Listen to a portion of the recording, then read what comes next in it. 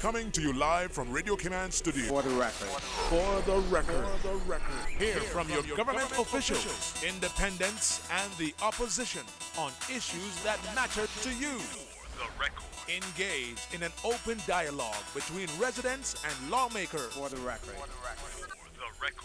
Informative, impartial, insightful. This is your talk show. 1-800-534-8255. Your calls, your input. This is For the Record. And now, your host, Orit Connor.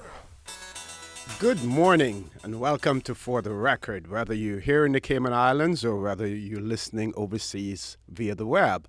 I trust that you had an enjoyable weekend. For those of you here in the Cayman Islands, even though the sun was shining most of the time, the temperatures dropped a little bit, which was really, really nice. For those early birds, those who get up real early in the morning, nice and cool. And even yesterday when we were cycling, despite the sun being out, the air was really nice and cool as well. We haven't started doing the traffic report here yet on For the Record, but I just want to say to those of you who are on the road this morning coming from the Eastern District, when I was coming in around 5 minutes to 7, there was an accident on Linford-Pearson Highway, 2-car accident on Linford-Pearson Highway. We hope that it is cleared by now and that traffic is moving smoothly. But even at that point in time in the morning, traffic was really moving smoothly. The accident was in the left lane heading into town towards this small roundabout. So we hope that that is cleared now. But for those of you who are still on the road, if you see traffic starting to back up, you may want to take the alternate route through Crew Road rather than the Linford-Pearson Highway. But we, knowing our RCIPS, they will have it cleared up soon. There was also an ambulance on scene as well. And we hope that there were no fatalities, and we certainly hope that there were no injuries as well. So, For the Record is a show produced by the staff and management of Radio Cayman, specifically for you, our listening audience, and it is geared towards keeping you abreast of issues as they arise and play out on the local, regional, and international scene. I am your host, Orit Connor, and you can join me every Monday, Wednesday, and Friday from 7:30 until 9:30 a.m. on For the Record.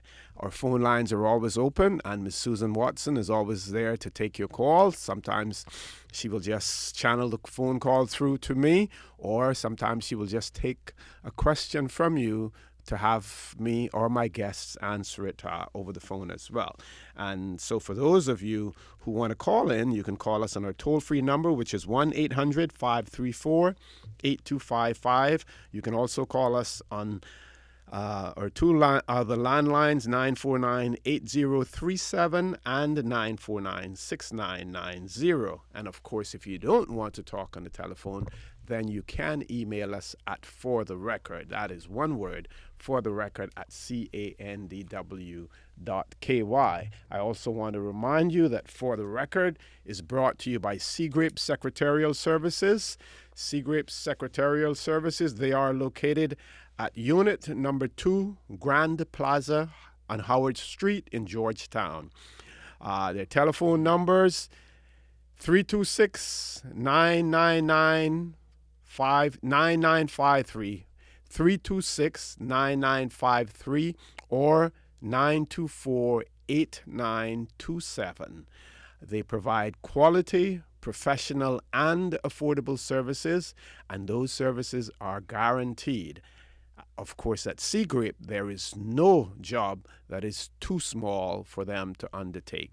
So remember those numbers, 326-9953 and 924-8927. Now, I mentioned the fact that we do get that you can call us or you can email us as well, and we do get emails from our listening audience, and I have one email here that I'm going to read to you, and it came from Ms. Rena Jefferson. And no, it doesn't have anything to do with early childhood education, but it talks about the 6th annual Julia Hyde's Gospel Fest. And that's celebrating Aunt Julia's 106th birthday, and there will be a concert at the Harkwell Theater on Friday, the 23rd of January 2015 from 6 p.m. until 8 p.m. And they say, bring your family and friends, come and rejoice with Aunt Julia's family. So we will be mentioning this celebration again before the 23rd as well, to remind you to go and celebrate a real icon in the Cayman Islands, Aunt Julia, celebrating her 106th birthday. I know that you're wondering who my guest will be in the studio this morning, and I am happy to say that again this morning we have the Honorable Tara Rivers with us this morning. The Honorable Tara Rivers is the Minister responsible for Education, Employment, and Gender Affairs, and we expect to have her Acting Chief Officer, Mr. Kristen Suku, with us later on as well. So, Minister, without any further ado, I want to say again, good morning. Hope you had a great weekend, and welcome back to For the Record.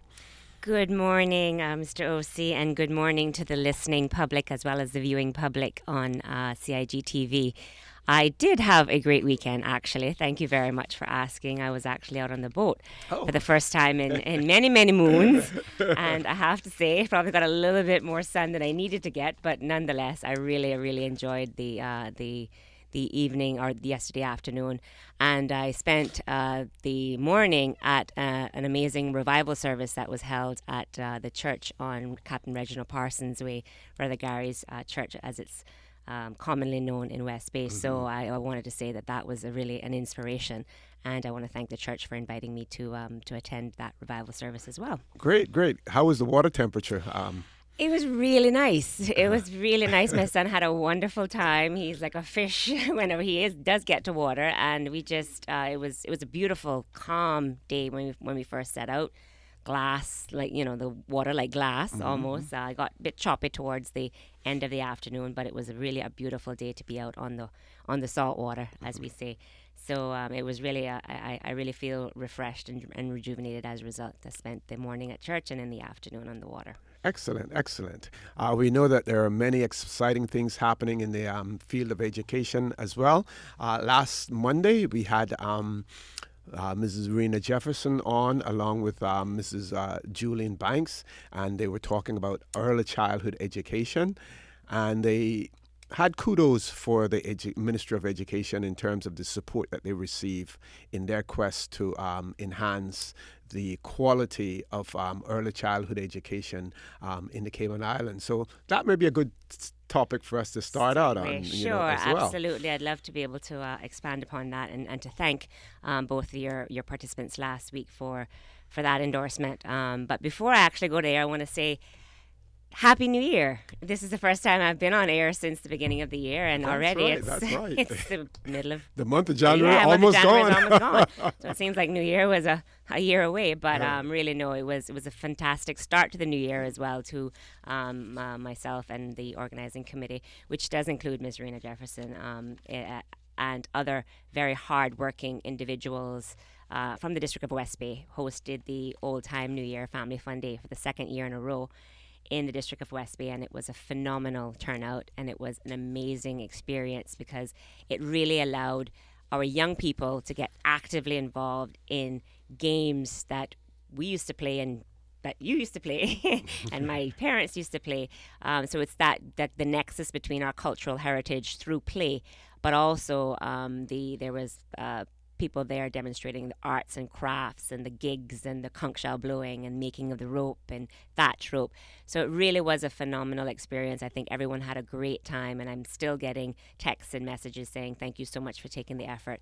And I in turn want to say thank you very much to the organizing committee and all of the volunteers who came out and gave up their New Year's Day holiday to carry out such an important and hard-working commitment that we've made to the District of West Bay. And so I think we're definitely seeing the dividends now in terms of the number of children that are really, for the first time in many instances, actually participating in things like hopscotch, things like penny throw, things that they probably would never have heard of.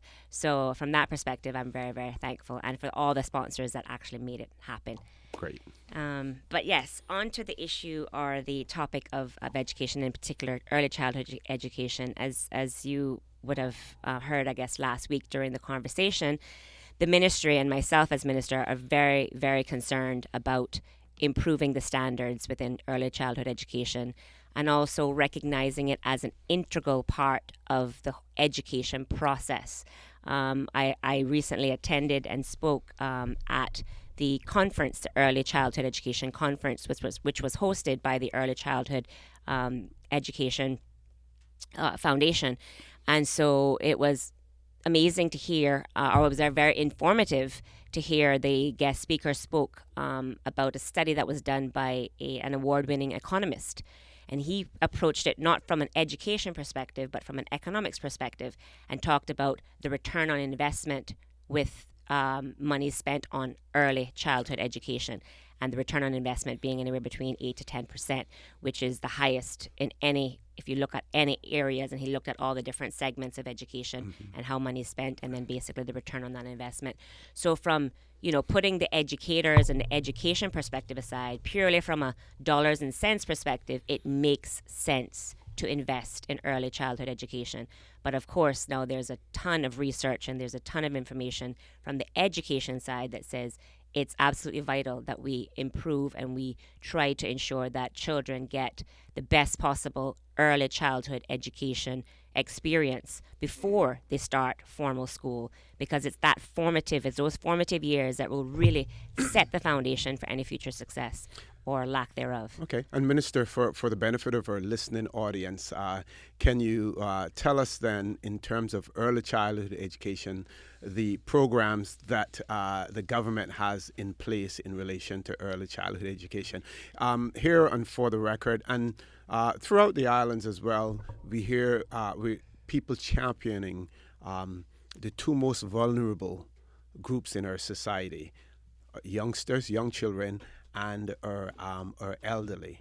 So in this case, looking at our youngsters and early childhood, tell us some of the programs, some of the where the support comes from government. Well, since taking office, one of the key things, and I mean, this was an initiative that started prior to me taking office, but again, as I said before, and I'll continue to say, my focus as minister is to improve upon and build upon the foundation that has been laid before. So we have that continuity where we know things are working and going in the right direction, and to find and identify areas where there may be gaps and to try to fill those gaps and add value in that regard. So one of the first things that we did upon taking office was to actually implement the guidelines on early childhood care and education centres in order, again, as I said, to raise the standards as it relates to the quality and care that is provided in these early childhood centres. And so now there are actual guidelines that are used for registration. So there are annual registration and re-registration procedures that all early childhood centres must adhere to in order to be registered to operate in the islands. We have a good working relationship with the Department of Commerce and Investment, whereby such centres won't be licensed unless they have the green light, so to speak, from the Education Council. So the Education Council, again, is made up of very committed volunteers who dedicate their time and effort to, and many of them are either current or former educators themselves, and then some other interested persons as well sit on the council who have a vested interest in education and commerce. And so the process for getting registered is now more formalized. There is a checklist that each of the centers must be able to demonstrate that they have their safety code, fire health safety codes are up to par, as well as there is a curriculum that has been developed as well, which also enhances the level and quality of education delivered at the centers. And so the push is to ensure that all centers actually use the framework use the early childhood framework, which has been developed and has been launched, again, as I said, upon taking office or shortly thereafter. So now we actually have a framework for the schools to follow as to what should the children be doing and demonstrating at the different levels, different ages. And it includes not just the quote unquote academic, but of course at that age, it's about socialization. It's about learning how to interact with each other and share and communicate. So these are the kinds of skills that we're looking to make sure that our young people get. Folks, I want to remind you, and I don't think I have to remind you because you decided that you were going to turn that dial to 89.9, or you probably didn't change it from yesterday or the day before that as well. But you are listening to For the Record. I am your host, Dorrit Connor, and my guest in the studio with me this morning is the Honorable Tara Rivers, who is responsible for education, employment, and gender affairs. But I also want to remind you, she's also the member of the Legislative Assembly, one of the members of the Legislative Assembly representing the District of West Bay as well. Please stay tuned. We're going to take a quick break, and we will be back shortly.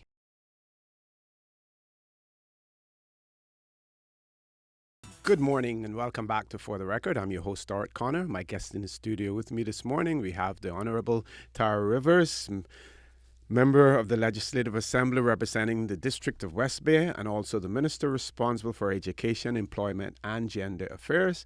And Mr. Kristen Suku, who's the Acting Chief Officer in the Ministry, has also joined us in the studio as well. So very quickly, I want to say to Mr. Suku, good morning and welcome back to For the Record again, sir. Good morning, sir, and thank you for having me. Okay. I'm told that we have one caller online, so we're going to go to that caller right away. Caller, good morning and welcome to For the Record. Good morning, Mr. Connor. Good morning, sir. How are you? Okay, and good morning to Mr. Tara Rivers and Mr. Suku. Good morning. Yes, I was wondering if it was possible to have counselors in our schools. I think a lot of children have things going on at home that they need to speak to people about. Maybe domestic violence, maybe one of those problems which seriously affects a child emotionally and mentally. Of course, with the approval of their parents, and maybe their parents might be even willing to join them in those counseling sessions. Thank you. Thank you very much, caller. Thank you, Minister. Yes, thank you very much, caller. I think that is a very important observation about the need to not just address our students' academic and vocational preparation, so to speak, for life, but also looking at mental health and their emotional state and how that can affect their ability to perform at school and otherwise. Just to say that there are school counselors in each of the schools, each of the schools have access to school counselors in that regard. But you may have heard me speak about this, and I will continue to speak about this until I feel we've, as a country, have addressed this to the extent that we need to.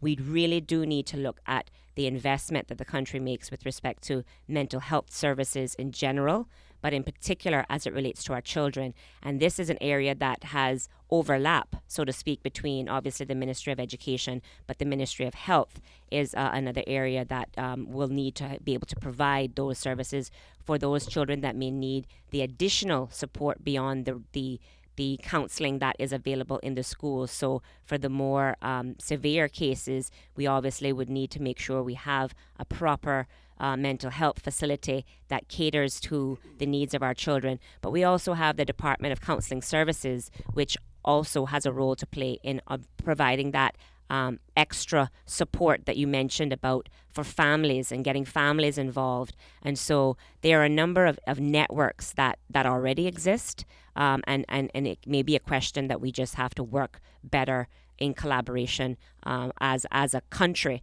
But I think it is definitely something that is a big concern of mine, and it's a focus. And I've been tasking the team to try to build those networks and to enhance those relationships where they already exist, to make sure that none of our children are falling through the cracks in that regard. They may actually need that kind of support. Thank you very much for that, Minister. Calls are coming in, streaming in now. We have 2 more callers online, so let's take those callers now. First caller, good morning and welcome to For the Record. Good morning. Good morning. How are you, Mr. Ivan? All right. How you is, O.C.? I'm good. I'm good. Honorable Ty Rowers and Mr. Sukus. Good morning, sir. Yeah. Billy, I wish you all a health and prosperous New Year already, and a Merry Christmas, because I'm right around the corner again. Exactly. I got to make it short and sweet. I'm wondering if when them children got suspended for, well, I guess something small or could be something big, send them home with no parents, their parents going to work. They get in bigger trouble because they get along with the bigger boys and they recruit them for something else. I'm wondering if there's any way you could, for them days or weeks or say, put them at boys' home then while the parents at work. I'm just wondering if anything we do, because I hear about things like that happening, and they go home and they get along with bigger company than worse company then, and that's where they get recruited from drugs right down to guns. So I'm just wondering if anything you could do to protect them while they're suspended and the parents at work and they left the room to speak for themselves. Could that be possible to put them down the boys' home I'm just wondering. Thank you very much, caller. We have 1 more caller, so we'll take that caller, and then, Minister, you can answer both of them. You can answer both of them at the same time. Caller, good morning. Welcome to For the Record. Hello. Hello, good morning. Good morning, Mr. Connor. Good morning, Minister Rivers. How are you both today? Morning, Quincy. We're fine, and we have Mr. Suku with us also. He's joined us now. Morning, Quincy. Oh, good. Mr. Suku, the councillor, or Mr. Suku, the MLA? Good question. Yes. The chief officer. The acting chief officer, exactly. Not to be confused with Councillor Al Suku, which by hearing them and seeing them, I could see how we would make that mistake. They're both good friends of mine. I have a lot of respect for both Sukus, and even their sister, who's a teacher and cultural historian and storyteller and artist. I have a lot of respect for the Suku family. Minister Rivers, it's a pleasure to hear you on this morning. It's been a while. I've not touched base with you. I am following your progress. I think you're one of the younger ministers, the only female minister who continues to work on the cabinet with hard work, determination, and only to say to you that I encourage you, keep up the good work, and also to say that the NWDA, I know you put a lot of time, effort, energy, sweat into this. I think perhaps it could take off more if some of our people that are disconnected from the internet, because we live in an age of technology. If you don't have a smartphone, an iPhone, an iPad, an iPod at your fingertips, you're going to be left behind, because a lot of these jobs are advertised online now, and unless you can get to the public library, which is open to the public, obviously, you're going to be left behind. And I'm afraid a lot of opportunities are passing our grassroots native Caymanians by simply because they don't have access to computers, to the internet. And when we talk about the school system, yes, I would like to see a performing arts school in the Cayman Islands, either at the secondary level or the tertiary level, because again, it's become cliche, it's become repetitive. Not all of our students are going to become lawyers, doctors, and accountants. And a performing arts school would do really, really well. And in terms of mental illnesses that exist, there is a difference between autism and being artistic. Being artistic and being autistic, there's a difference. And I think too many of our Caymanian students are being marginalized, pushed in a corner by teachers that come here from other countries who are not responding to a call to a vocation, but rather, let's live in the wealthy British territory where we make a good salary kind of thing. So until we get that sorted out and straight, we're not gonna go in. We're not gonna move ahead. That's what I'm trying to say. And finally, if you'd allow me, Mr. Connor, Sure. why push students, those who can't learn or don't want to learn? For instance, those who are not good at mathematics. Perhaps it's the time we return to the system of rote, where you learn math by rote. Those students who are not going to excel academically, but they prefer to fish, look Wilkes, and cook nuts for a living. Well, if a 13-year-old kid wants to do that, push him in that direction and save teachers and the curriculum time from pushing students in a direction that they're rebelling against. Have I made my point for taking my call? Thank you very much, Quincy. Thank you very much for that, Minister. Yes, thank you, Quincy. And I'll start with the Mr. Ivan? Well, actually, no, I'm going to start the other way. Okay, sure. Forgive me, but we do. Your I choice. do plan to deal with both of them. But to Quincy's last comment about essentially making the curriculum relevant to the students, to the interests of the students. The public would have heard me speak on a number of occasions about the need to look at the provision within the schools, including the kind of technical and vocational aspects of those intelligences. And I refer to that as an intelligences because similar to the artistic intelligences that Quincy alluded to, there are, of course, academic intelligences, the more what we would consider the more streamlined or mainstream intelligences. But we cannot forget that children learn differently, they have different interests, and we require different things of different adults. So we need to make sure that the curriculum is sufficiently diverse to tap into the interests of the different students, but not just the curriculum itself, but the teaching as at the classroom level needs to actually be engaging. Because if a student is engaged, and some students learn from listening, some learn from doing, some learn from seeing. So the job of a teacher is not an easy one, and I certainly can't sit here and say what it takes to be a good teacher or not. But I know, with respect to ensuring that our students actually get the most out of the experience, it's important that teachers are looking at how do they engage their students, all of their students, in that regard. Thank you very much, Minister. We're going to go to a time check now. When we return after the news, the Minister will continue to answer those questions that were raised by our two callers. Folks, I want to remind you, you're listening to For the Record. I'm your host, Stuart Connor. My guest in the studio with me this morning, we have the Honorable Tara Rivers, and we also have our Acting Chief Officer, Mr. Kristen Suku. Please stay tuned. We will be back shortly after the news.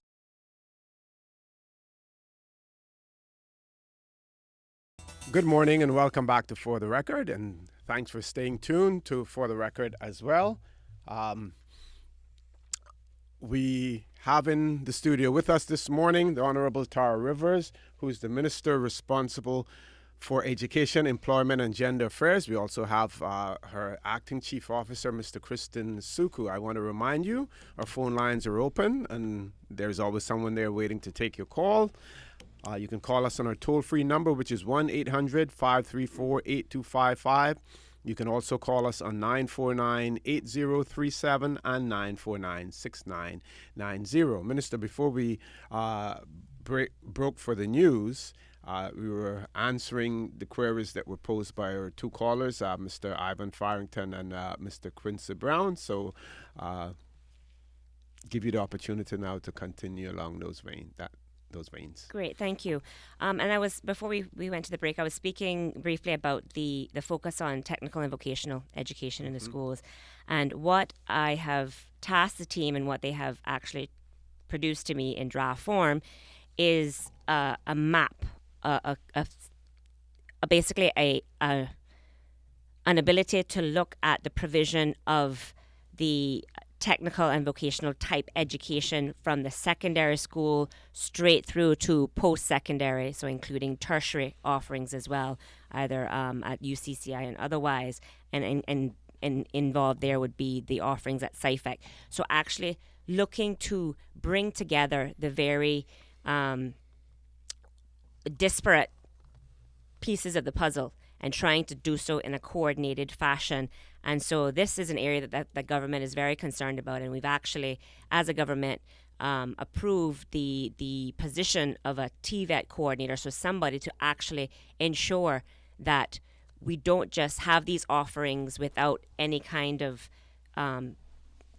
consolidated effort on the part of all of the various agencies involved, so we can actually look at what are the offerings for the young people, how do we get them into jobs, into apprenticeships, into internships that are relevant to what they're trying to do and what they're studying for, and looking at helping to support other community organizations and players that want to offer this type of training, but of course to a standard that is recognized. We live in a highly competitive world, and I keep saying that we have to, as a people, be able to compete globally without leaving our shores, because we compete with people who are coming from all over, and that's just the reality, and that's just the facts. And so we need to make sure that our system enables our people to be able to compete for the jobs and to compete for the opportunities. And, that kind of healthy competition, that type of, striving for excellence, I make no apologies for that. I think as a people,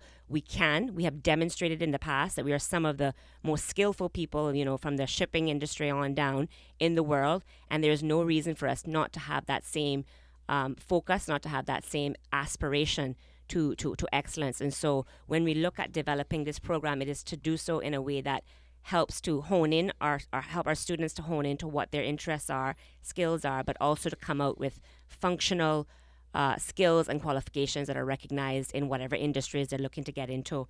And so we're actually engaging members of the public, the companies that are relevant or that have a vested interest in hiring people that are technically inclined, who have interests in that area, the CUCs and the water companies and the like, construction companies and the like. And so we're looking to develop a technical and vocational education and training council, which actually includes practitioners, because ultimately they're the ones that will be hiring the students coming out of the system, either at the secondary or tertiary level, depending again on the industry, depending on the job.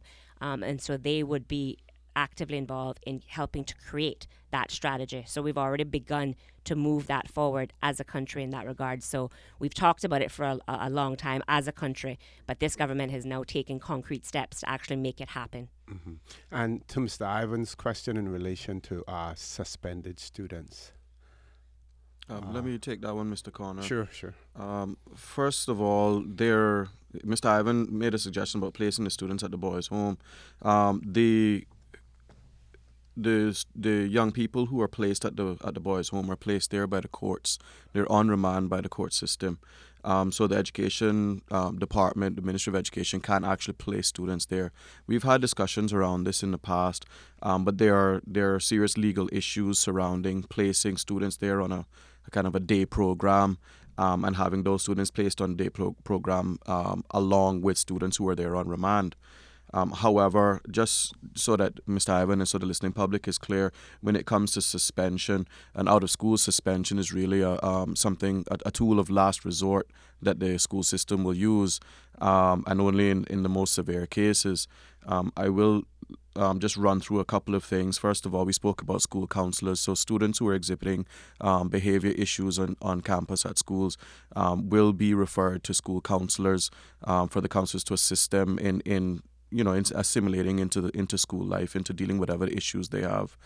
We also have inclusion specialists in the schools who work with students and teachers to resolve any conflicts that come up in the classrooms. In addition to that, we would do in-school suspensions before we look to do out-of-school suspensions. So all of these interventions are designed to keep the students in school.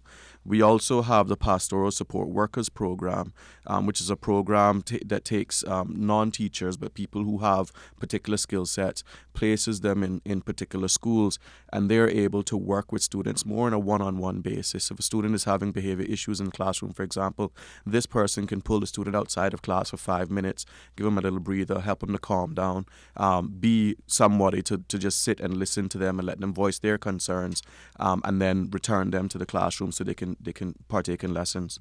And the final intervention we have is that we have a therapeutic unit set up for the primary level and a therapeutic unit set up for the secondary level on the old John Gray campus. So for severe and prolonged behavior issues, those students would go to these therapeutic centers. They would be placed there for a period of time. And once they go through a therapeutic process, they're doing their schoolwork at those centers. They go through a therapeutic process. They're then returned to the schools after sometimes it could be a few weeks, sometimes it could be up to a few months. Okay, have an text message that came from one of our listeners, and I know, Minister, that you have, and I think you even did so this morning, given credit to former administrations. You've never tried to take ownership of what's happening in education now, because it's an ongoing process. But our writer says, would really appreciate it if you would ask the Honorable Rivers if the info on new early childhood initiatives was started/drafted by former Minister Anglin. Thank you for that text. To be perfectly honest, when I came into office, this initiative with respect to early childhood education was already in train. Now, whether it started with Minister Angler, or started with Minister McLaughlin, or started with Minister Bodden, or the previous Bodden, I'm not 100% sure. All I know is that it was an initiative that lined up very much with my own philosophy and my own belief and my own understanding about the need to focus on early childhood education. What I have brought to the table as a result of continuing to focus on early childhood education is to look at early childhood education and the provision of early childhood education as it relates to students that may be displaying special educational needs. And so this year we actually have a focus within the early childhood education unit. We have seconded somebody from the early intervention program to look at the provision starting from, as I said, the earliest experience of our children in the education system, looking at helping centers to identify those students they may need or they may be candidates for early intervention as it relates to displaying certain additional education needs that may not necessarily have been focused on or caught or considered prior to. So again, it's about trying to enhance and build upon and continue to focus on what is working, and as I said, augment where there may be the gaps. And where I found one of the gaps was there was a lack of provision for and lack of focus on the area of special education needs, again with a holistic view from cradle to grave. There is still a lot of work to be done, and I just want to state that very publicly, because it's the more you scratch the surface, the more complex and complicated the situation presents itself to be. But I think the public should take confidence in the fact that I have not shied away from acknowledging where the gaps are, and also equally not shied away from continuing to build upon what is already in train, what we know where the focus should be, not because my name isn't attached to it, so to speak. Yeah. I think that's a mature political perspective to take, because it's ultimately the people, it's our people in What's particular, good for the Cayman Islands, our yes. children, that is going to benefit. But where we know we need to focus, whether or not I'm the first person to come up with that or not is irrelevant. The fact is, we know we have certain gaps in the system, and I am prepared to roll up my sleeves and to the best as possible give the kind of direction and guidance that the ministry needs and the department needs to take it forward. Thank you, Minister. We have two callers online. We're going to take those callers now. First caller, good morning and welcome to For the Record. Good morning, OC. Good morning. How are you doing, Jan? Good. And good morning to your panel there. Good morning. Morning, Mom. Miss Rivers, could you answer a question for me, and then I'll continue? When was the last time you went up by the John Gray High School? How often do you visit up there? You can answer that for me, and then I want to say something to you. Go right ahead. I was at John Gray most recently for an assembly. I did a special assembly for the year 11 students, where we spoke to them and gave them encouragement about focusing this year in particular, and why it's important that this year, year 11 in particular, is a critical year, and that they need to make sure that they focus on doing what they need to do for their academics as it relates to their exams. So that Okay. was the last time I was actually at John Gray High Oh, School. okay. Well, that was good. I just want to say that I've been working there now for 8 years as a bus warden. And Miss Rivers, I know you just got into the house for about 2 years now. A little under 2 years. Look, June of this year will be 2 years. okay. Well, I could go on. It would take me a whole week to talk, but I just want to say that our kids up there, I don't know what the problem is. I know you all have all different types of programs. And from I've been there up until now, I just can't seem to see any program working for these children. And when I say working for them, you go to the school at 2:15, you got X amount of kids on the compound. You ask them why they're out of the classroom.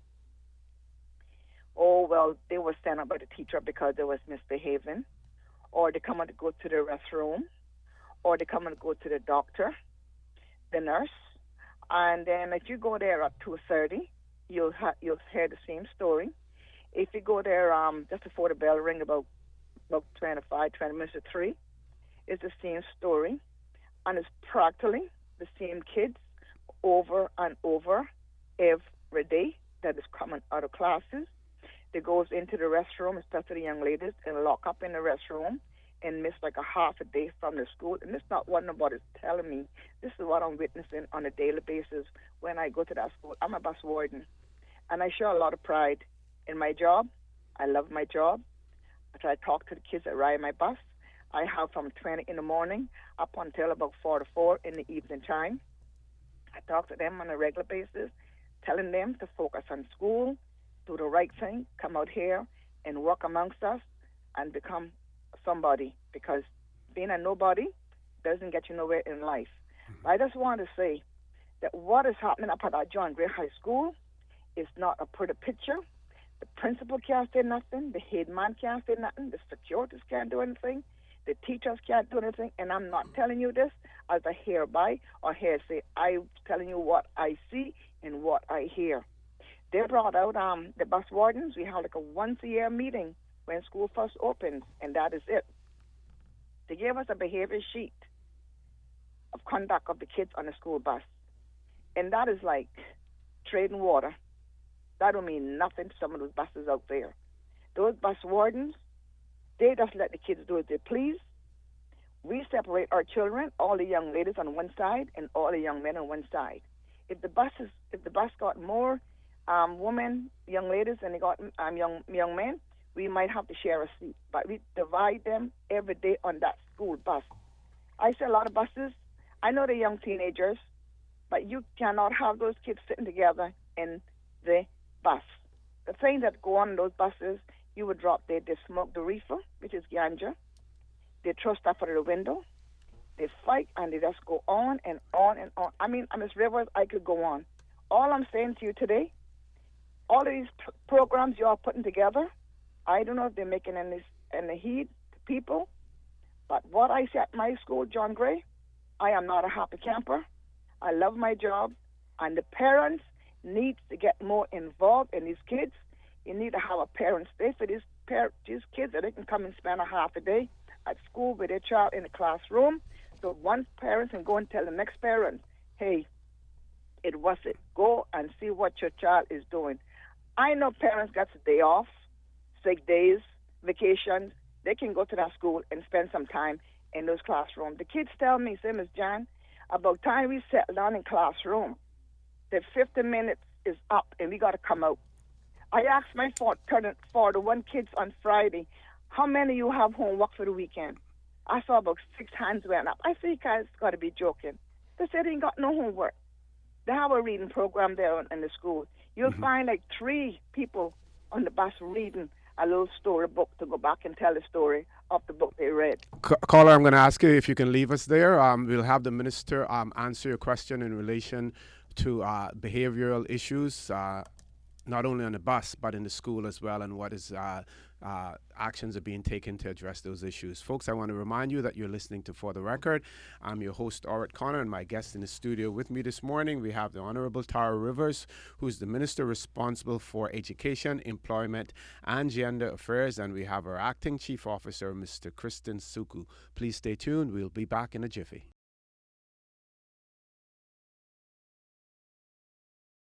Good morning and welcome back to For the Record. I'm your host, Orrit Connor. My guest in the studio with me this morning, we have the Honorable Tara Rivers, who's the Minister responsible for Education, Employment and Gender Affairs, and she is also one member of the Legislative Assembly who represents the District of West Bay. We also have with us Mr. Kristen Suku, who's the Acting Chief Officer in the Ministry. And we have one caller online, so we're going to take that caller now. Caller, good morning and welcome to For the Record.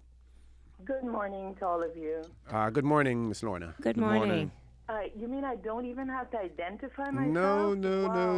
Okay. no, you don't. But I promise you this call is going to be very brief, and it certainly isn't going to be an attack on the minister nor her acting chief officer, because they're both intimately aware and knowledgeable of my particular situation. So this is general more than anything else. I'm really, really pleased to hear that Minister Rivers is building on certain things that she found there. I'm not sure if that email earlier meant to be negatively critical because a particular policy that's coming in might have been building on what was there before, because I actually wanted to suggest that. It seems that 4-year terms, really all they can get done in that time is reviews, et cetera, et cetera. So if you find something there that you could build on, I applaud you for doing that, because one thing we need to be cognizant of, ministers come and go, and you really do not have 4 years. That's a myth, because you get elected in whatever time that is, May, I think it is these years. But, the first 6 months, you're literally getting your feet wet. You don't get anything done. And I can tell you for sure that the last 6 months of your time will be spent doing other things. So at best, ministers get 3 years. So it's really in your own interest to try to build on certain things that you found there. Because God knows, we have spent so much time, so much money on reviews, reports, that it's almost immoral how much goes out the window, financially at least, on these things that generally end up catching dust. Now, Minister, this morning, in your opening or very early in it, you referred to different ways of learning, that some people learn by watching, some are hands-on, et cetera, et cetera. And of course, we know that is so. But I can tell you, and this is not a warning or anything, but a minister will be judged at the end of their term on one thing only, and that is on doing. What did you do? So let's get to the doing stage. Let's start to get these things working so that there will be tangible, very real.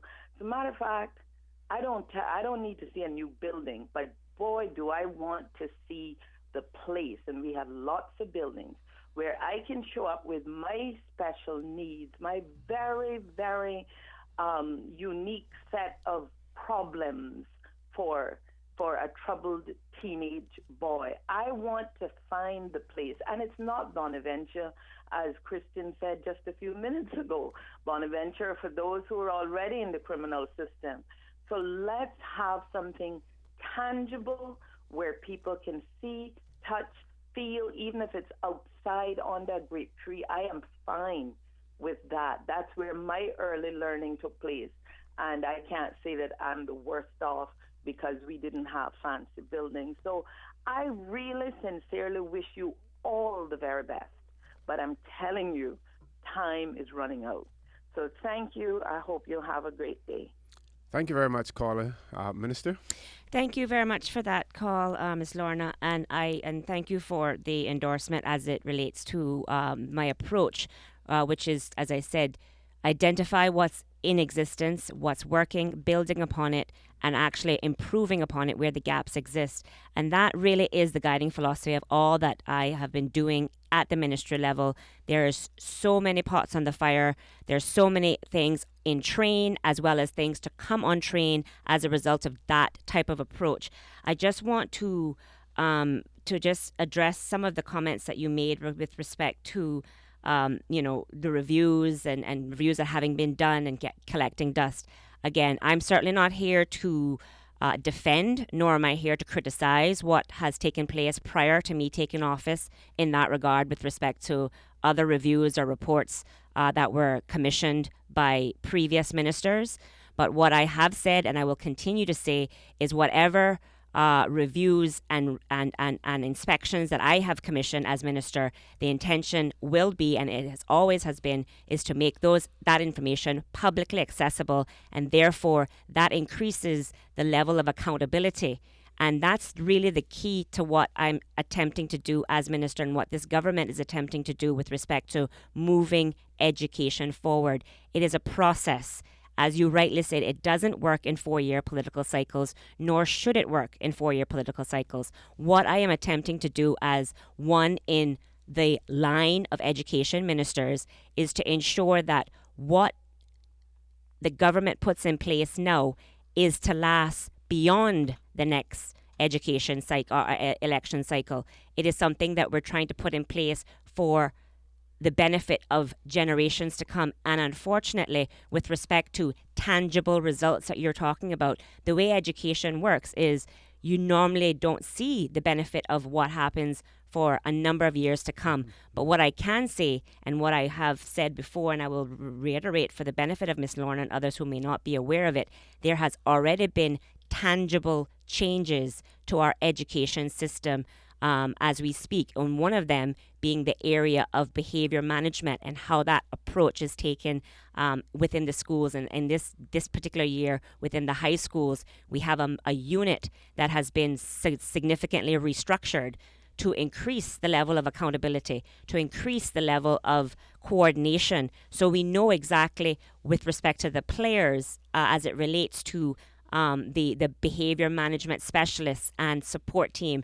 Acting Chief mentioned the Pastoral Support Worker Program, which didn't exist prior to me taking office. This was an initiative of myself as the minister and of this government, and that actually is an initiative that straddles both sides of the fence. It is providing the kind of support within the schools that wasn't there previously for our students that were not accessing the curriculum, that were not accessing the experience the way we wanted to build the relationships with parents, to build the relationships with the administration, and to help advocate for those students.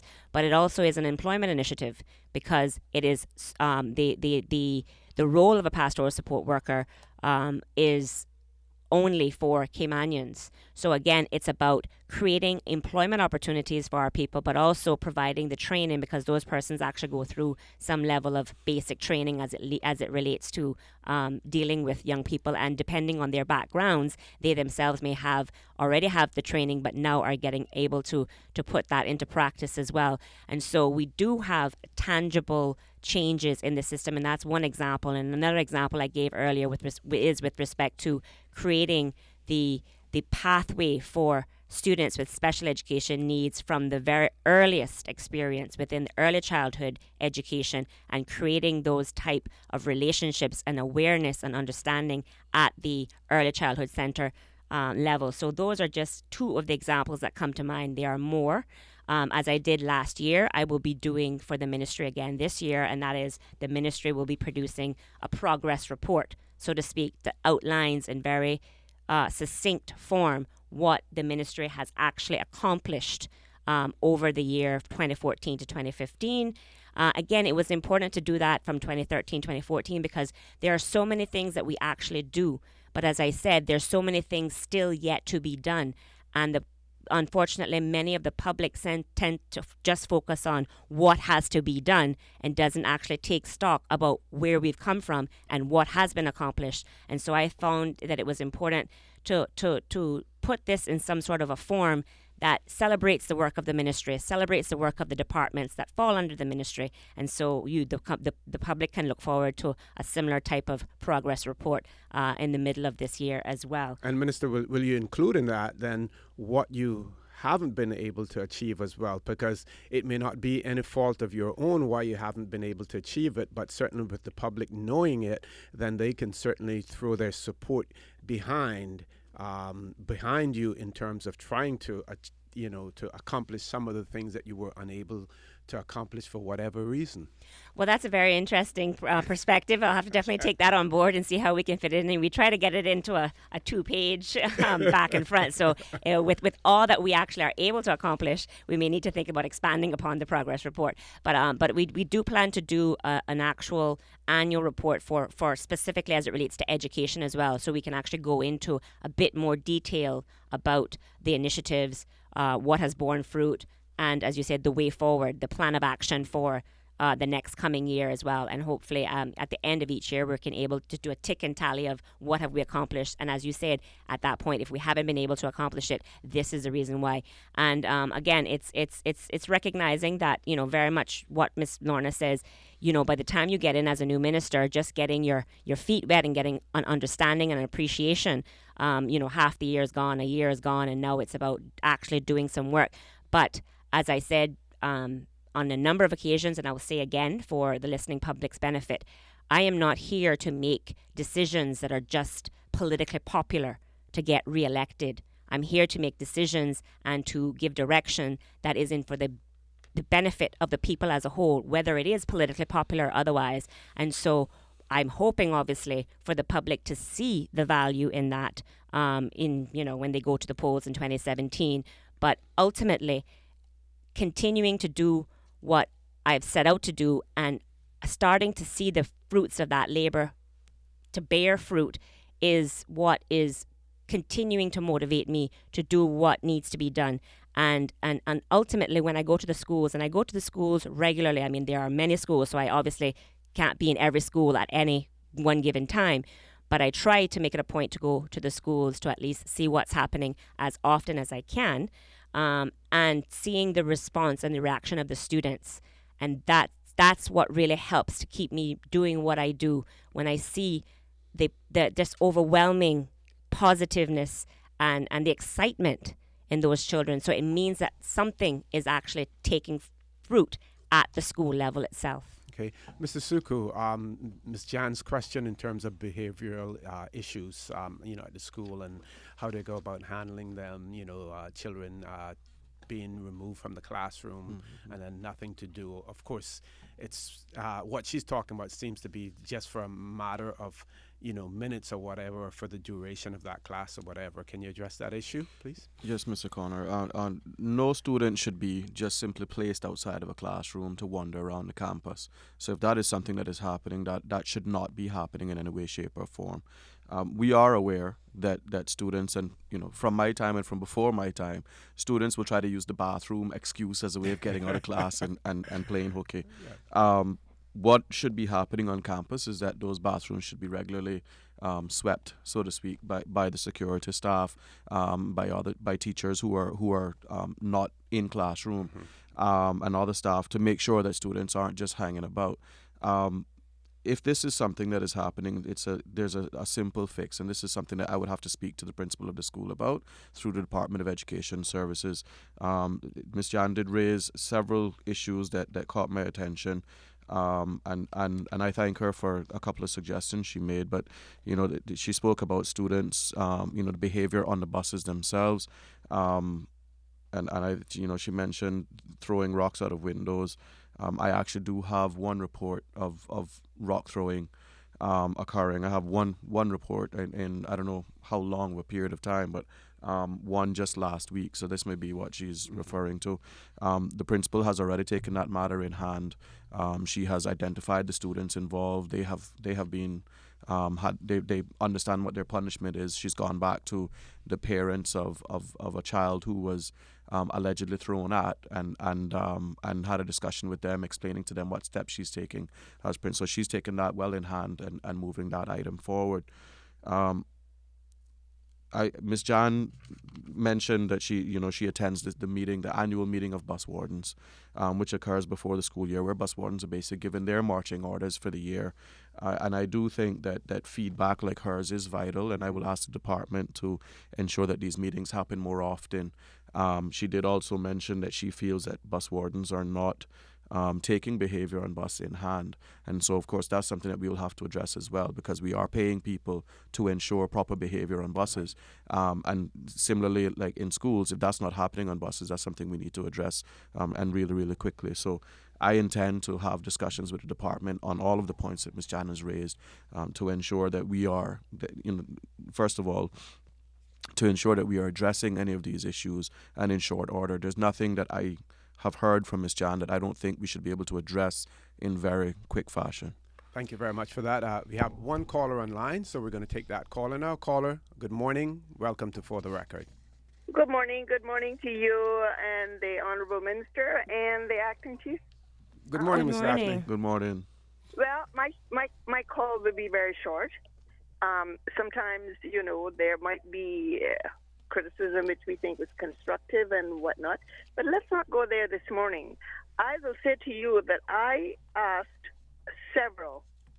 a number of intelligent, very intelligent high school students about what they thought about the John Gray High School at this point in time since last year, the new year. Well, actually, I asked these questions of them before Christmas, and I am pleased to say that the responses from those intelligent young persons that I asked said, basically, in so many words, we do still have some problems at the John Gray High School, but there's been very, very good improvement. And so I just want to say congratulations to you, and I hope that within the next 3 to 4 months, and I might ask those questions of those young people again, that they'll be able to say to me that things are getting better. So I just wanted to let you know that. And I didn't ask teachers, I didn't ask parents, I didn't ask anyone else. I asked the students. They're there every day. And this was the response they gave me. Thank you for that. Thank you very much, Ms. Daphne. Thank you, Ms. Daphne. I mean, I think that obviously is the kind of feedback we'd like to hear as well. And just to say that, when we were designing the new behavior management program that we had rolled out in September of last year for this new academic year, we very much involved students through their student survey that was issued. And so when we looked to design the program to say what are the expectations of the school, expectations of parents, as well as expectations of students in having the kind of homeschool agreement and other the student code of conduct and everything else that we have put into place, again, as tangible initiatives, we did get the student feedback themselves. So it's really actually good to hear that that is already starting to bear fruit from at least the minds of those students that you spoke to. Okay, thank you. Mr. Collins, Sure. just to add to that, I too often speak to students. I speak to them as often as I can, and I ask those kinds of questions. And one of the issues, to be blunt, one of the issues with working in the civil service and with being a politician is that if there is a problem, and that problem is to be addressed by multiple agencies, multiple persons, what happens is that the minute that we start to point out somebody else's responsibility, what it sounds like is that we're making excuses for not having our part done. We had a caller speak previously about the need for parents to do their part. Ms. Jan echoed that sentiment. We need to do our part, and the community at large needs to do its part. So I'm gonna commit the faux pas, and I'm gonna say something that people are gonna want to say is just making an excuse. By and large, our children are good children. By and large, our children are good performers. We do have issues in that as a community, we have set standards too low for our children to reach. That's our fault. It's all of our fault. It's not just the education system. Parents have done that in their homes. Employers have done that by telling students that they don't want to hire them when they come out of high school because they're not experienced. They want to go overseas and get a work permit. The media has done that by continuously portraying our students as being as negative, as violent, as vile as possible. And people will not accept responsibility for their own actions, and that the more you do that, the more you create the stigma. So what we are speaking about today now is a John Gray stigma, right? John Gray High School is a terrible school. John Gray High School students are terrible students. This is how our students feel about themselves because of the way we speak about them. And I can tell you from experience, you have children at those feeder schools at the primary level that have their heads held high until the day they realize they have to go to John Gray High School. Then the shoulders drop and the head comes down, because now I am one of those children. Now the community is going to see me as one of those children. We are not doing a good enough job of praising our children when they perform. Minister and I spoke. Minister mentioned before the Year 11 assembly, and we spoke to that Year 11 group, and we challenged them. And I believe that they accepted that challenge. So, there's additional pressure on them, and I'll say it on air. We challenge them in terms of the upcoming exams that they will take and their results. And we feel that the sentiment that was given to Ms. Daphne by these students, things are improving. By and large, the school is doing well. I feel that is what is happening. And I challenge those students, Minister challenged those students to prove it, to finally start to silence some of the critics of John Gray High School and some of the people who are, whether they realize it or not, beating our children down. It's time for us, and we have issues to deal with, and I will not ever try to escape that point. We have a lot of work to do in education, but we always have a lot of work to do in education. And we need to recognize how far we've come. We need to recognize that by and large, what is happening in this country is that a small number of issues in any particular pocket are being used to represent the whole. Another example of that is Caymanians are lazy. Caymanians don't want to perform. Caymanians don't want to work. Well, maybe the small percentage that also exists in every other country on the planet don't want to work and are lazy. That is not representative of our people. And so I just want to echo that sentiment. What people feel about John Gray High School is not actually representative of what is happening at John Gray High School or Clifton Hunter High School or any of our primaries. Mm-hmm. Our children are good children. We need to support them more. We need to fix things that are broken, but we need to not identify something that's working as being broken. Right, and remove that stigma. On the show on, I'm trying to remember now, Friday, there was an ad that's run by the Minister of Education in relation to scholarships. Mm-hmm. And the rhetorical question was asked there, and asked by me mainly. Okay, we're inviting students to take advantage of these scholarships and everything else. And of course, your ministry is also responsible for employment. And my question was, here we are, we're inviting them to take advantages of these scholarships. What are we doing on the other end when they return from completing their education? What are we doing in the employment end in terms of ensuring that they are able to find, viable employment and employment that is suitable and is associated with the area that they have studied in? And of course, we identify immigration and work permit issues as the main cause for that. Can you address that for us? Well, I think, thank you for that question, OC. And I think what we have done as a government since taking office is looking at, and it goes back to the other areas that I talked about, the synergies, bringing together the different agencies, bringing together the different areas of responsibility, not just in the ministry itself, but across the ministries, looking at the issue of employment. And so what we have now is that the students that are on scholarship, they are, the scholarship secretariat has been structured to be as a part of the National Workforce Development Agency. And I think that's an important thing for people to understand, that the NWDA is just that. It's about workforce development at the different levels. So obviously going off and doing tertiary education is a part of that development process. And so students that are on scholarship have now a relationship with the NWDA and we're looking to build out, which we launched another program, again, tangible example of something that has been put in place since taking office. We have a national internship program, which was launched in the summer of last year. It was last year, summer of last year, 2014.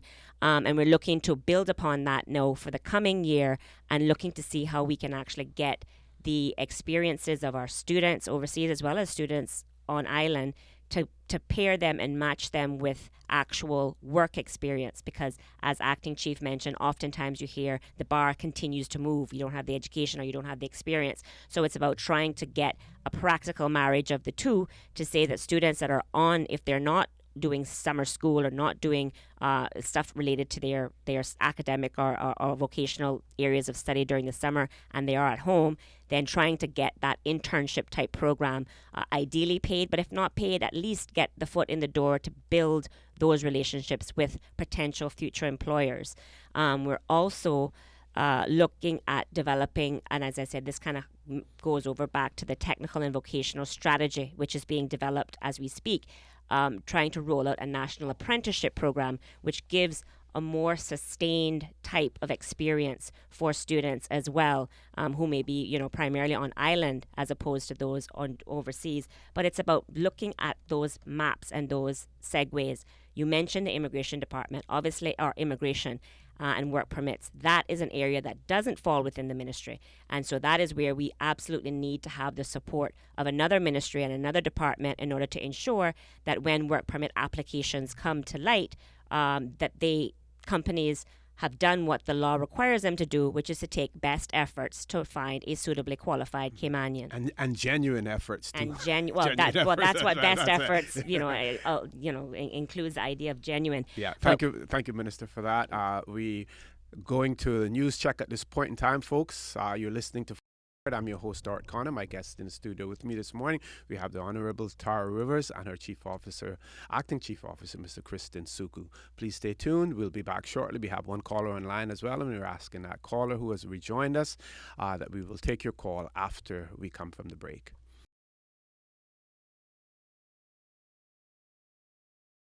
Good morning and welcome back to For the Record. I'm your host, Art Connor. And my guest in the studio with me this morning, we have the Honorable Tara Rivers, who's responsible for education, employment, and gender affairs. And we have our Acting Chief Officer, Mr. Kristen Suku. I also want to remind you that For the Record is brought to you by Seagrape Secretarial Services. They are located at Unit Number 2, Grand Plaza on Howard Street, Georgetown. Their telephone numbers are 326-9953 or 924-8927. They provide quality, professional, and affordable service, and that service is guaranteed. And it is guaranteed because at Seagrape Secretarial Service, there is no job too small for them to undertake. We have one caller online, so we're going to take that caller now. Caller, good morning. Welcome to For the Record. Hi, good morning, O.C., my Shed Road neighbor. Good morning, Miss Lucille. How are you? I'm great. It's interesting conversation. I'm always listening when it comes to education. All right. And you're former education, officer yourself. Really, greatly involved in education in the Cayman Islands. Very dear to my heart, and I keep up with education in terms of international and national. But I want to give kudos to Mr. Suku at the moment. Hello, Honorable Minister. I'm sorry, my bad. Hello, Miss Lucille. How are you? Great. Morning, Miss Lucille. I want to say to you that I listened to Mr. Suku sum up exactly what our issues are. It was so lucid and poignant, and I really, and he's very brave too, to sit there with the minister as a civil servant, to be so political, but that is great, and I really hope that he continues to have that vision and to have those thoughts and to really encompass what he said. But I want to make a couple of comments about the high school. I work a lot, particularly netball, with a lot of the high school people.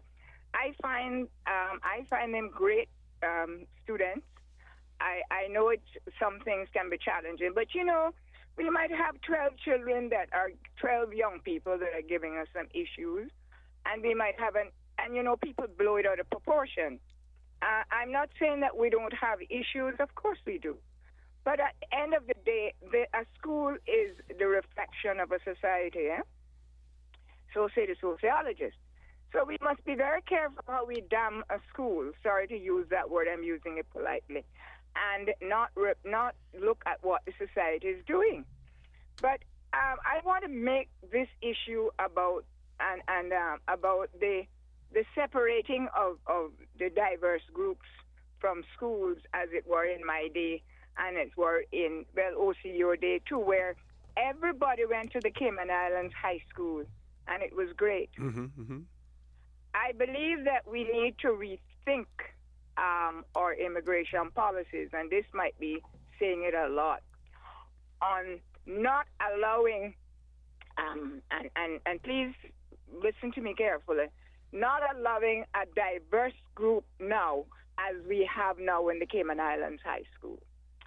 And because I think when I was going to school, I went to school with all kinds of people, foreign people, Caymanians, I really, and it was great for me.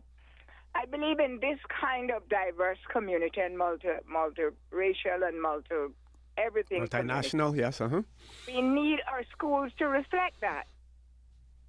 We need, especially our urban schools, we need our urban schools to reflect the ethnicities, the racial mix, and everything that we have in our country. And Minister, I know that perhaps I know you and I know you're thinking of what I'm saying, but I believe that why the Cayman Islands was successful in my day and particular Oryx day is because of the mix of people that we had. Think about it, please, because I really think that if we have more of an integration in our high school, that you will in both schools. I happen to have gone up to the other one. I think it's the most wonderful thing that the Cayman Islands has ever done. But you see, we have a physical environment that we changed, which made it different for our children. And we also have a more diverse group of children in the Clifton Hunter than we have in the Cayman Islands High School. And Carla, that diversity comes not just from people who are here on work permits and have their dependents here with them, but from families who are permanently in the Cayman Islands. You have Caymanians who are married to foreigners and who may have stepchildren or children who come from both parents. So though that diversity that we have is going to remain here. Yes, and we seem to have this trend now of homeschooling. I have my own issues about homeschooling because I'm on the road every day. And I know, and I see, and I interact with it. I have my own issues in it. And I would reserve a few comments on it when I see the minister. I will talk to her. But we are a small nation, a very small nation. And we cannot afford to have people come in our country and dictate as to who their children must integrate with. We cannot afford it in a small society like Cayman. Okay, caller, I'm going to ask if you can leave us there. We have a few more callers online, so we want to take them. But thanks very much for calling and offering those points. And I'd ask you to think about them. Thank you. Thank you. One more caller. We'll take that caller now, and then you can respond to both. Caller, good morning. Welcome to For the Record. Good morning. Good morning, Miss Georgette. Good morning, Mr. O.C. Good morning, Minister Tara Rivers, and to Mr. Al Sakou. And I trust that all of you and your family, all three of you and your family members are all well. And before I say anything more, I want to wish all three of you and your families God's richest blessings in 2015. Thank you very much, Miss Georgette. Thank you, ma'am. Oh, Miss Tara, I hope you don't mind me calling you Miss Tara. That's quite all right. I know you from time you were a little girl and was such good friends with my oldest granddaughter. Yes, ma'am. And I admire you, and I love you, and all your family and your little boy. And I am so proud of the way that you are conducting yourself when you come on the radio or the TV. Whatever questions are asked, you answer those questions to the best of your ability with the knowledge you have about each subject. You don't beat around the bush. You, in my estimation, you have a gigantic job before you, but I feel and I truly believe that you are capable of handling it. And one thing I would like to say, I even said it at church yesterday, our people, our Caymanian people, our born Caymanian people, we've been programmed by some Caymanians as well as so many foreigners who come here to cause us to believe that we're not special, that we are so naive and gullible, and some of us do act that way at times. But we are special, and I don't want any of our young people to ever get that idea in their head that they are incapable of doing anything that they want to do, anything that they want to do with hard work and determination. They will make the grade and make their parents and the whole island proud of them. So God bless Minister Rivers and Mr. Al-Sakou and all the other people in education with his richest blessings, give them wisdom and knowledge to carry on. Because if you don't have a proper education and can read, especially that reading, I used to be a great reader. You can't go very far. So Thank true. you, Mr. O.C., for giving me the chance. And God bless all three of you. Thank you, Miss Georgette. Thank you. Before we answer, just want to put one more thing into the mix, and this is coming right from our studio from Radio Cayman here as well. A staff member says, my son is now away in school, but I asked him the same question that Miss Daphne asked before he left.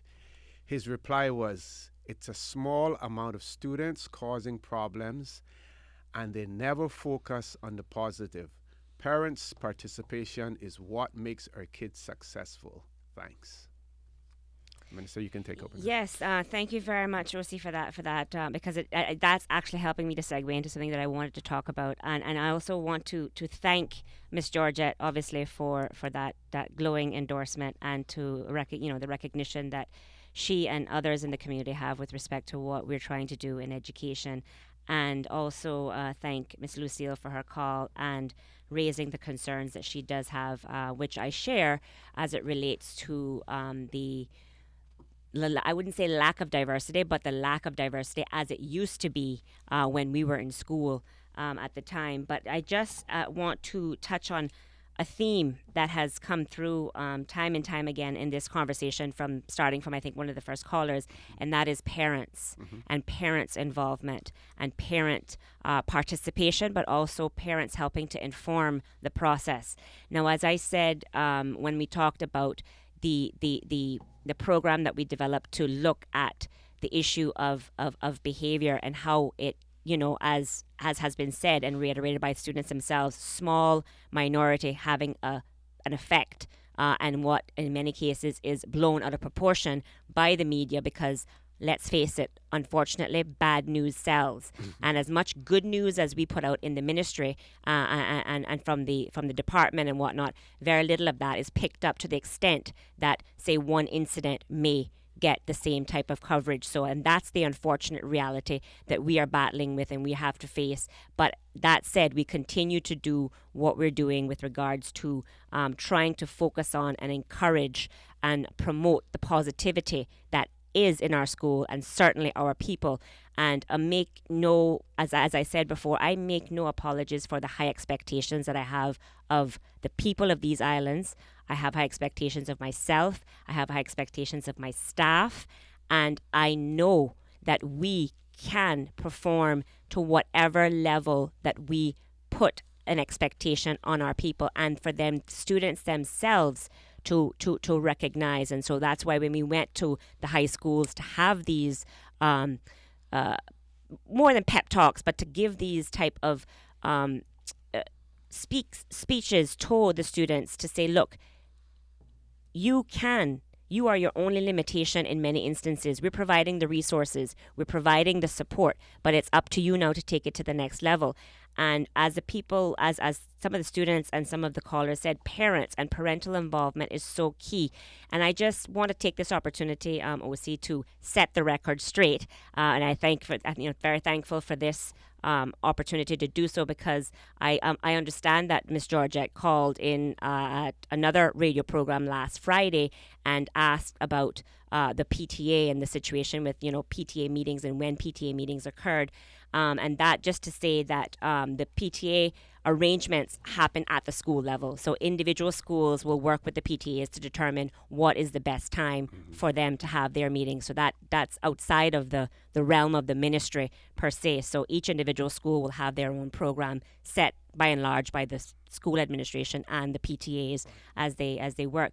But also, unfortunately, the host of that show went on to state certain quote-unquote facts.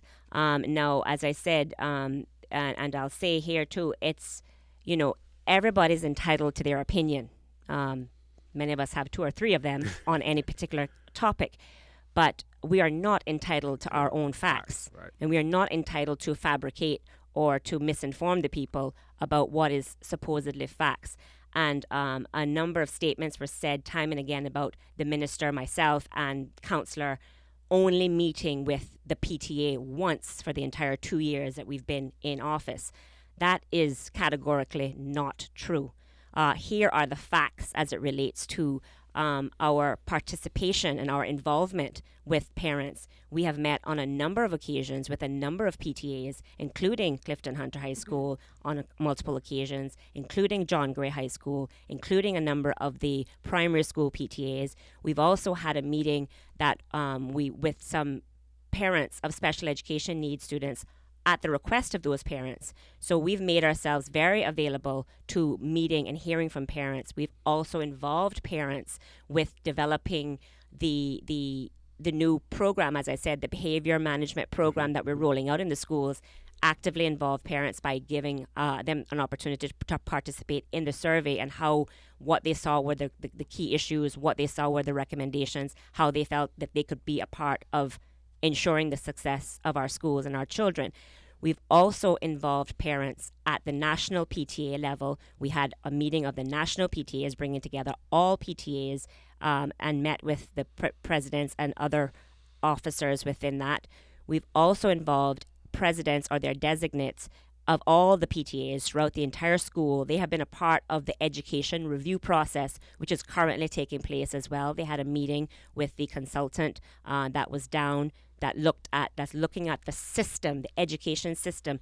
And I just want to, for anyone that has any concern about why we're having, in many instances, you'll hear people talk about another review. Well, we've never had this type of review in the country as it relates to looking at the systems of accountability within the education system. As early as last year, April, the public will remember me talking about the need to look critically at accountability at all levels in the system, and of course going down to the very classroom level, because ultimately what the experience our children have at the classroom level with the teachers will by and large determine their success in that class. Of course, parents have a major role to play in reinforcing the positive aspects of what is trying to be imparted or taught at the school level. But we cannot lose sight of the fact that our teachers, our educators, our administrators all have a role to play and all have a responsibility, and that is what they're being hired for. So we want to make sure that the system is as accountable as it should be, and we get the kind of results that we want to get by the fact that we are making such investments in our education system as well. Thank you, Minister. Folks, you've heard it here on For the Record, and it has been put on record.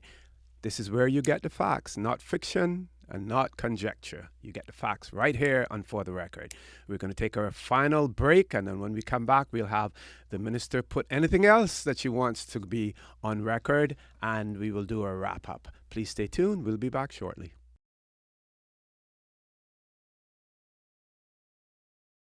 (800-534-8255). Waiting to hear from you. For the Record with your host, Orit Connor.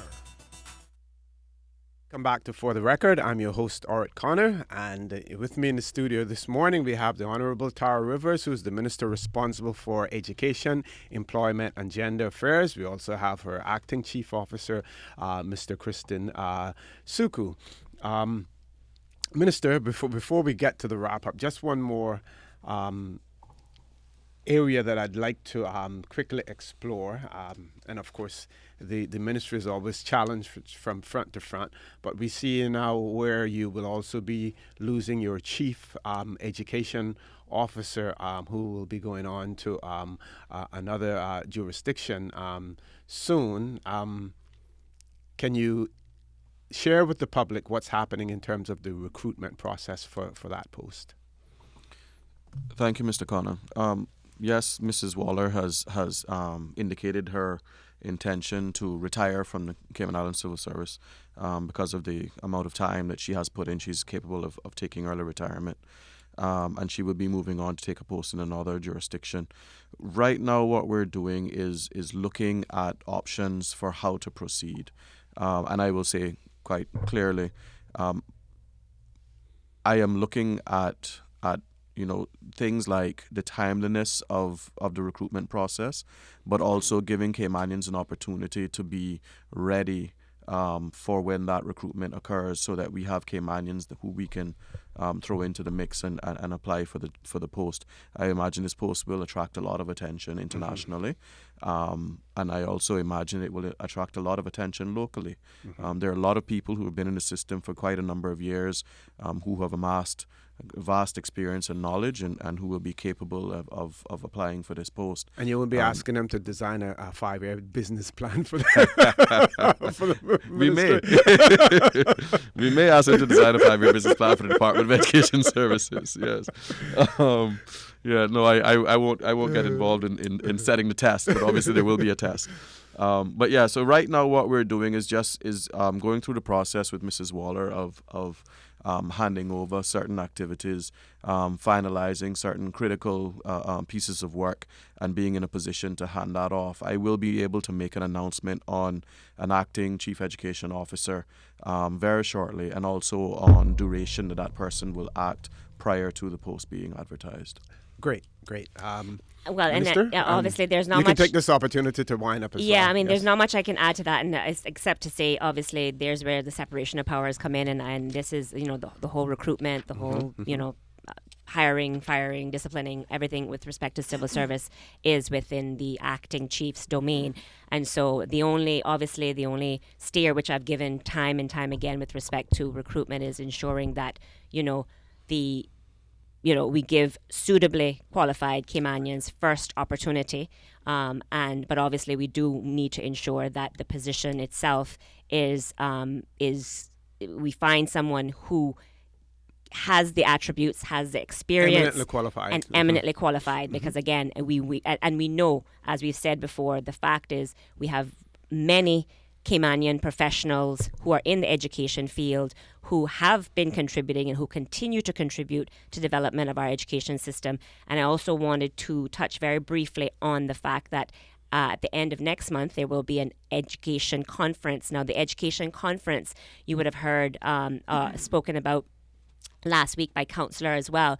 It is a professional development conference. So to make sure that it's clear that people understand, it's a conference primarily geared at teachers and administrators or educators, but I think there will be a component available for parents as well, those that want to become more informed about what's happening, the latest kind of development and trends in education. And it's important that we have this kind of continuing professional development initiatives because as a government, as minister, I am looking to create a system that, as I said, has more accountability in it, that will hold people responsible for doing the jobs that they've been hired to do. But on the flip side, we need to make sure that where there are gaps in their own abilities, say that at the principal level and at the educator's level, at the teacher level, that we give them the ongoing support to continue to develop their own craft of teaching and craft of educating our young people. So we not only will be expecting and will be holding people accountable to do the jobs that they're hired to do, but we are also trying to provide adequate support with respect to providing professional development opportunities. I mean, education is an area that's continually evolving in terms of the research, in terms of best practice. And so at the education conference itself, there will be local educators, that there had been a call for action or call for papers, call for presentation to the local education population. So teachers have been asked if they want to present and if they want to lead workshops. So the conference will be very much driven by the local expertise that we have on island, as well as having a keynote speaker who is from another jurisdiction, but again, who is from a jurisdiction that has gone through significant positive reform in their education system. So again, it's about ensuring that we continue to invest in our educators by providing the necessary tools and professional development support.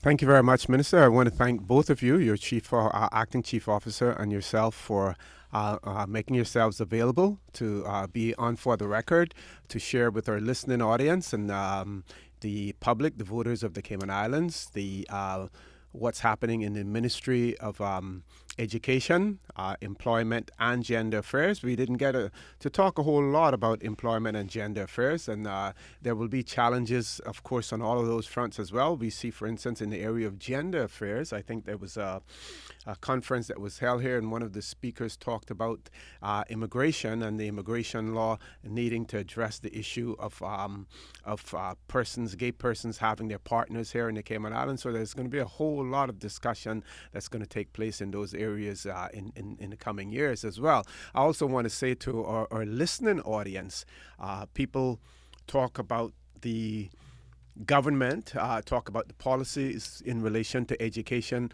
and other areas as well. And this is where you, as voters, need to ensure that you listen, that you engage as much as possible in the debates that take place when it comes to election time, to know exactly what particular parties' views are in relation to those topics that you have an interest in. And of course, they all publish manifestos, when it comes to election time. And if those parties are elected, then you start to continue to look at their manifestos and you hold them responsible for what they have said and the commitments that they have made in their manifestos as well. Folks, I want to remind you that you've been listening to For the Record. I have been your host, Orrit Connor, and my guests in the studio with me this morning were the Honorable Tara Rivers, Minister responsible for Education, Employment and Gender Affairs, and her Acting Chief Officer, Mr. Kristin Suku. I also want to remind you that For the Record was brought to you by Seagrape Secretarial Services. They are located at Unit Number 2, Grand Plaza, Howard Street, Georgetown. Their telephone numbers are 326-9953 and 924-8927. They provide quality, professional, and affordable services, and those services are guaranteed, because at Seagrape Secretarial Services, there is no job that is too small for them to undertake. And I finally remind you that we are our brothers and our sisters' keepers. There's always someone who is less fortunate than we are, and I ask you to extend a helping hand to them as well. I also want to, and if you can't extend a helping hand, then you should donate to a worthy charity. And also remember, the two most vulnerable groups in our society are young people, our youth, and our elderly, and that we need to continue. We need to make that commitment to take care of them as well. I ask you to continue to stay tuned to Radio Cayman. You can join Sterling Dwayne Ebanks this afternoon on Talk Today. Continue to listen to the great music on Radio Cayman and the most current news that will come to you on Radio Cayman as well. Have a great day. Stay safe. Coming to you live from Radio Cayman Studio. For the record. For the record. Hear from your government officials, independents, and the opposition on issues that matter to you. The record. Engage in an open dialogue between residents and lawmakers. For the record. The record. Informative, impartial, insightful. This is your talk show. 1-800-534-8255.